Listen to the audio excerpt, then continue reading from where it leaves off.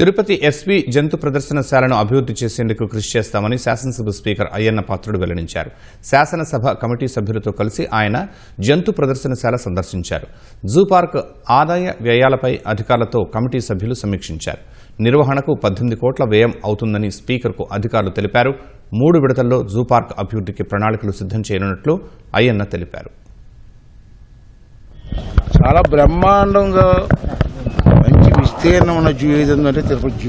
3,100 ఎకరాలు ఏషియాలోనే పెద్ద జూ ఇది. ఇప్పుడున్న బడ్జెట్ ఎంత, ఇవన్నీ చేయాలంటే ఇంకా ఎంత బడ్జెట్ కావాలని చెప్పి కూడా ఆలోచన చేసాం. ముందుగా ప్రహరీ కూడా ఒక నిర్మాణం చేసుకోవాలి. జూలోకి ఎవరు ఎంటర్ అవ్వకూడదు. ప్రస్తుతం ఏంటంటే 3 దఫాలుగా చేద్దామని నిర్ణయించాం. మొదటి దఫా ఏంటంటే డాక్టర్లు, అసిస్టెంట్లు, 2 ఏంటంటే పనిచేసే వాళ్ళకి జీతాలు పెంచడం, తర్వాత మంచినీరు సదుపాయం, టాయిలెట్స్. అలాగే గవర్నమెంట్ కూడా బడ్జెట్లో ప్రతి సంవత్సరం కూడా మినిమం 10 కోట్లు పెట్టాలి.